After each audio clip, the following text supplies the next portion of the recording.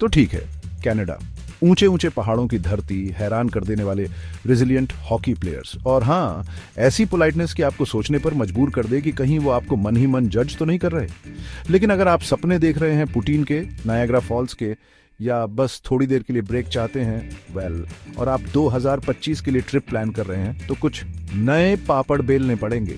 Airlink immigration के latest update में आपका स्वागत है 2025 के कनाडा टूरिस्ट वीजा एप्लीकेशंस पर। हाँ, ऐसा लगता है हमारे प्यारे नॉर्दर्न पड़ोसी अपने वेलकम मैट की डोरियां थोड़ी कस रहे हैं, बस जरा सा। और देखो, मुझे समझ आ रहा है, इमिग्रेशन पॉलिसी कोई बहुत मजेदार टॉपिक तो है नहीं, इसमें वो मजा अकदम से नहीं आता जो कह लो एक गिलहरी को पिज्जा का पूरा स्लाइस सक्सेसफुली चुराते हुए देखने में है। लेकिन अगर आप वाकई में कनाडा जाकर ऐसे शानदार नज़ारे देखना चाहते हैं तो इन बदलावों को समझना बहुत जरूरी है। ये फ्लैट पैक फर्नीचर जोड़ने जैसा है। इंस्ट्रक्शंस को इग्नोर करने का अंजाम अक्सर आंसू, आग टेढ़ी मेढ़ी बुक शेल्फ और बहुत ज्यादा फ्रस्ट्रेशन और निराशा होती है। हम नहीं चाहते कि आपकी कैनेडियन हॉलिडे के साथ ऐसा हो, है ना?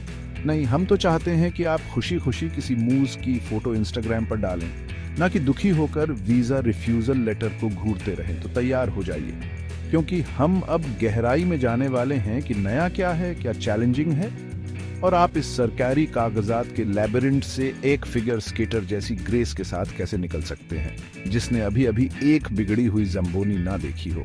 हम एयरलिंक इमिग्रेशन वाले यहाँ हैं इस सब में आपके थोड़े सार्कास्टिक पर आखिर में बहुत हेल्पफुल गाइड्स बनने के लिए। तो बने रहिए हमारे साथ लेटेस्ट चेंजेस के बारे में जानने के लिए, और ये भी कि हम इनसे निपटने में आपकी मदद कैसे कर सकते हैं। हमें अपने इमिग्रेशन शर्पस जैसा समझिए, बस हमारे ऑफिस की लाइटिंग थोड़ी बेहतर है। और अब सुनते हैं हमारे एक्सपर्ट गाइड को, जो आपको खूबसूरत नज़ारों और वीज़ा प्रोसेस दोनों के बारे में डिटेल में बताएंगे। तो चलो उस मुद्दे पर बात करते हैं जिसके बारे में सब सोच रहे हैं, या यूं कहें कि वीज़ा ऑफिस में बैठे मूस के बारे में। कनाडा भाई आजकल थोड़ा ज्यादा ही सिलेक्टिव हो गया है। इसे ऐसे समझो जैसे कोई बहुत पॉपुलर और पोलाइट नाइट क्लब है जिसे अचानक पता चला कि उसने वीआईपी सेक्शन में जरूरत से ज्यादा बुकिंग कर ली है। वीजा अप्रूवल प्रोसेस सख्त होता जा रहा है, और ऐसा नहीं कि वो बस हम जरा ज्यादा केयरफुल हो रहे हैं वाली बात है, बल्कि ये हमें सच में डांस फ्लोर की मजबूती की चिंता हो रही है वाली बात है। ये एक बड़ा बदलाव है, और इसके लिए सिर्फ किस्मत के भरोसे रहने और अपनी सबू से गर्म टोक पैक करने से ज्यादा कुछ करने की जरूरत है।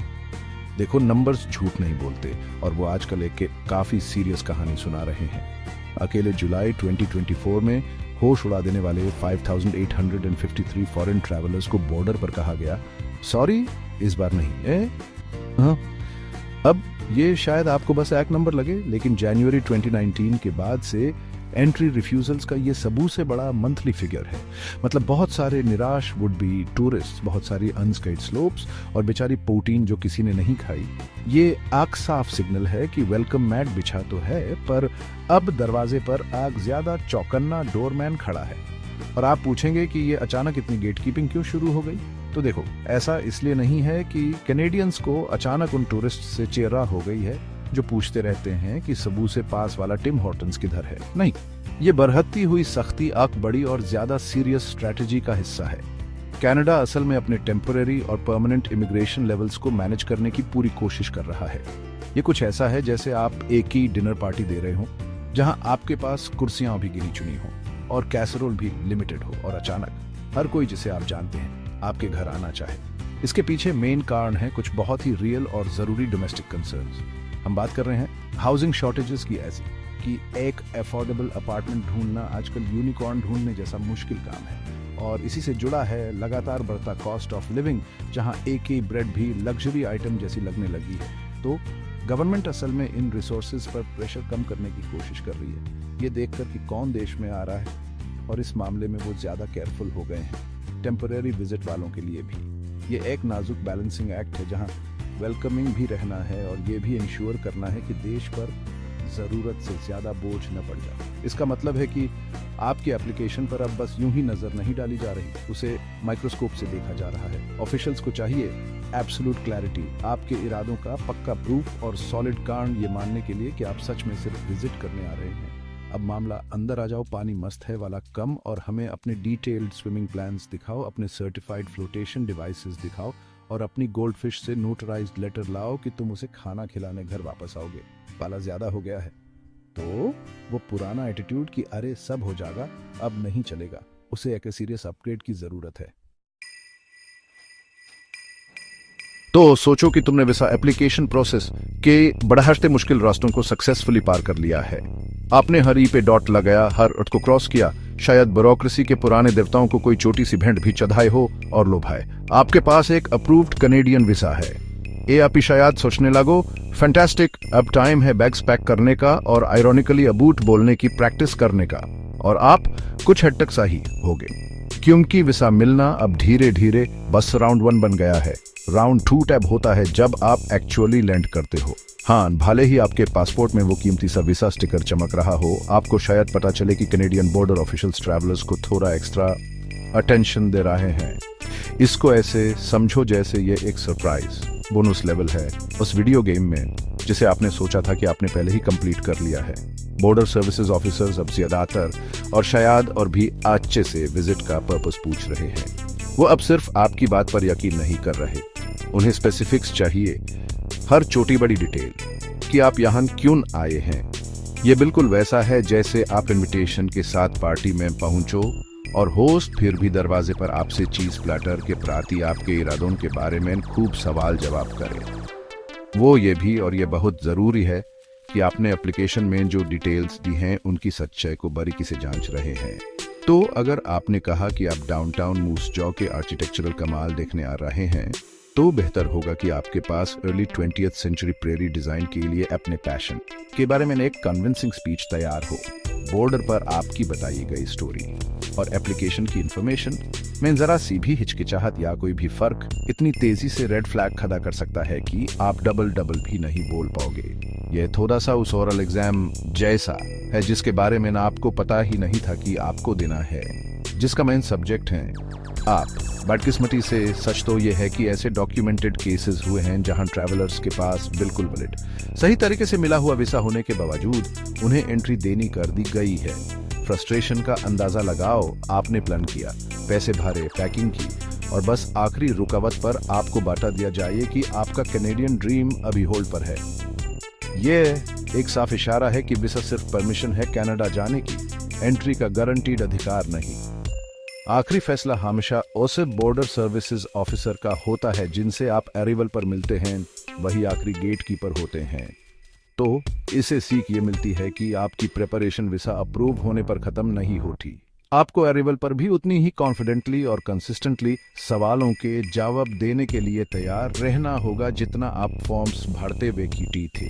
मेक श्योर करें कि आपके डॉक्यूमेंट्स बिल्कुल अट्रैक्टिव में हों, आपकी स्टोरी क्लियर हो और आप अपने प्लान्स को साफ साफ बता सकें। बात नर्वस होने की नहीं है, बात है उस लेवल की जांच के लिए पूरी तरह से तैयार रहने की जो फ्रैंकली कहूं तो पहले से कहीं ज्यादा इंटेंस हो गई है। इसको ऐसे समझो जैसे आप अपनी हॉलिडे थीसिस डिफेंड कर रहे हो।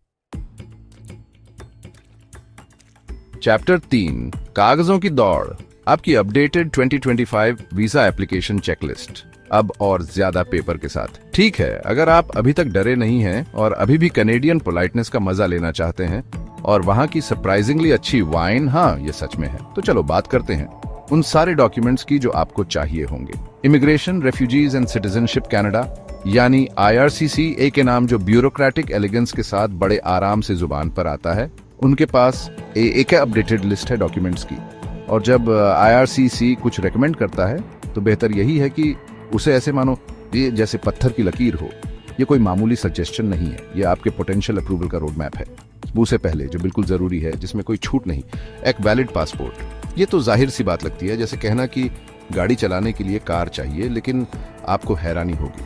पक्का कर लो कि ये आपके इंटेंडेड स्टे से काफी आगे तक वैलिड हो। उसके बाद फाइनेंशियल सपोर्ट का प्रूफ। कनाडा यह जानना चाहता है कि आप अपनी ट्रिप अफोर्ड कर सकते हैं और कहीं ऐसा ना हो कि आपको घर वापसी की बस टिकट के लिए मेपल सिरप बार्टर करना पड़े।